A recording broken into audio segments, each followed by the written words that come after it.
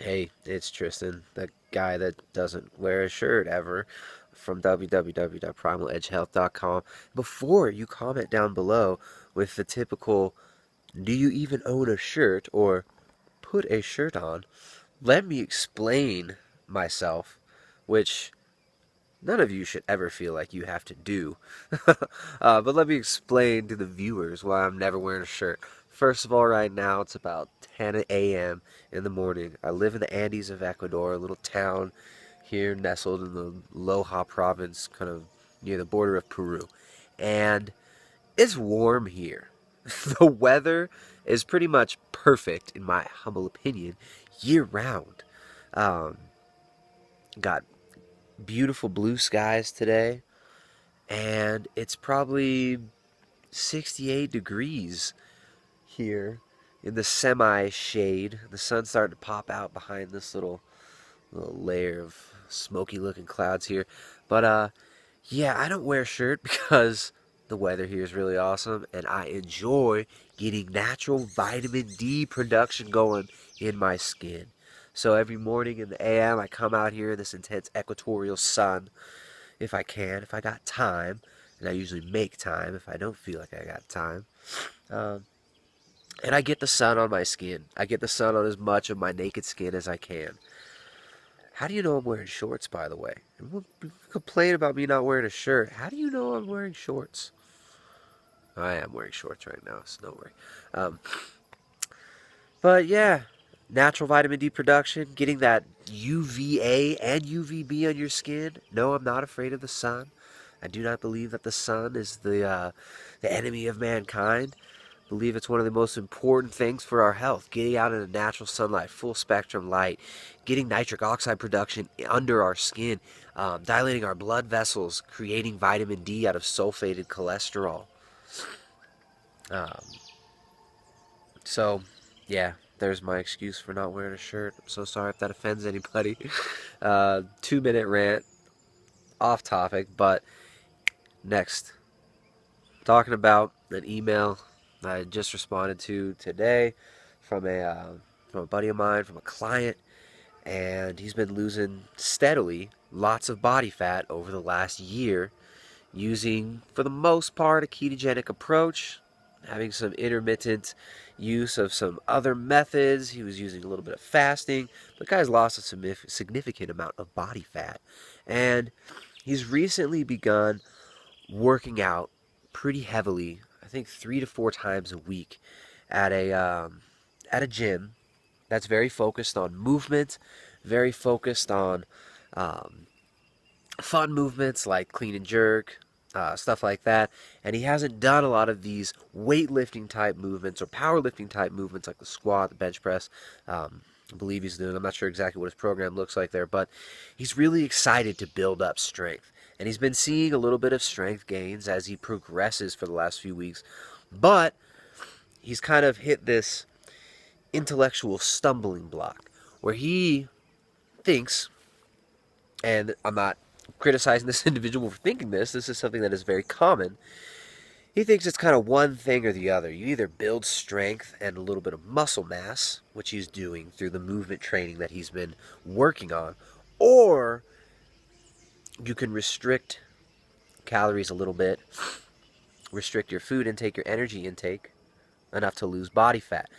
And this individual was led to believe that these are mutually exclusive, but I'm here to tell you, you can lose body fat. You can lose fat and gain muscle at the same time, especially if you've got more than like 10, 20, 30 pounds of body fat that you can chisel off that frame. It's called recompositioning.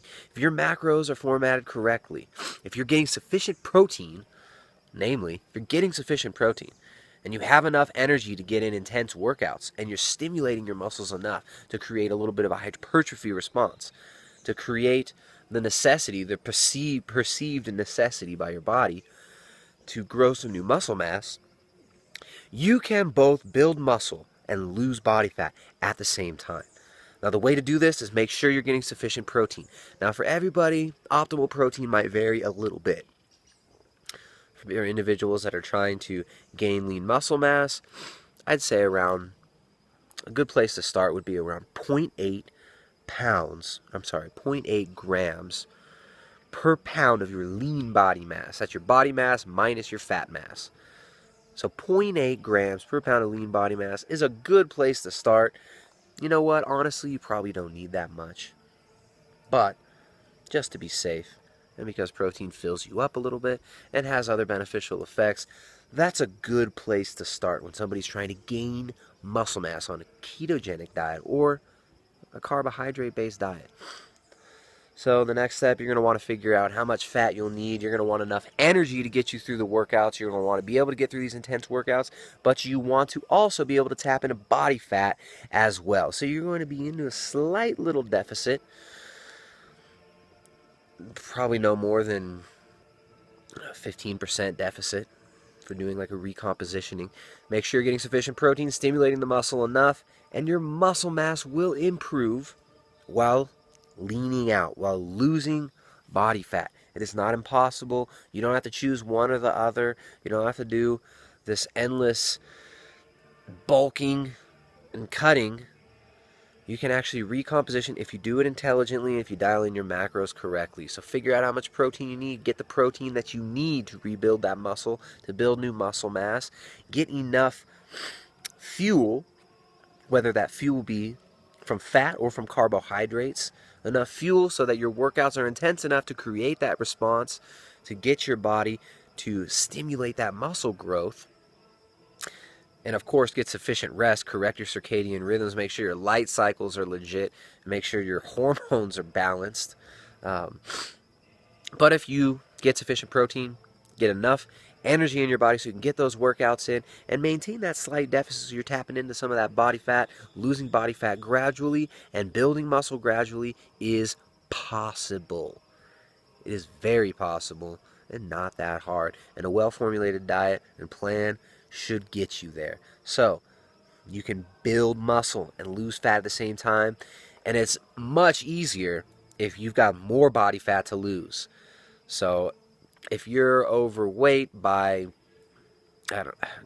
20, 30 pounds, and your target weight, if you want to lose about 20 pounds of fat, it's going to be a lot easier than somebody who's like, 10 to 12% body fat, who are very unlikely to gain muscle and lose fat at the same time. So that's something that I should have hit on as well, is if you're very lean, if you're already very lean, of course you're not going to build significant amount of muscle and lose a significant amount of body fat at the same time, because your hormones are going to be all out of whack because you're super lean, and it's not healthy to be shredded, diced, super lean.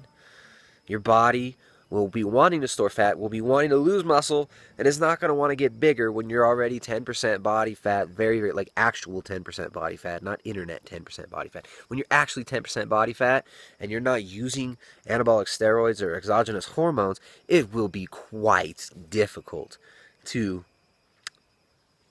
build muscle and lose body fat, get leaner at the same time. But if you're not that lean, absolutely possible to gain significant amounts of muscle, to increase your strength, improve your performance while losing body fat.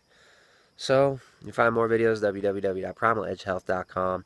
If you want to check out the podcast, we've got actually a few products up on the website as well as coaching. So if you want coaching, hit us up at the coaching tab, www.primaledgehealth.com/coaching/. And yeah, the last video I made was very important. Maybe check that out. It's called something like why diet and exercise are not enough to lose a significant amount of fat. Do the real work. Pretty important video. I think everyone should check that one out. But yeah, I'll see you next time. www.primaledgehealth.com. And do the real work. And you can lose body fat and gain muscle and strength at the same time if you're doing it right. See you next time.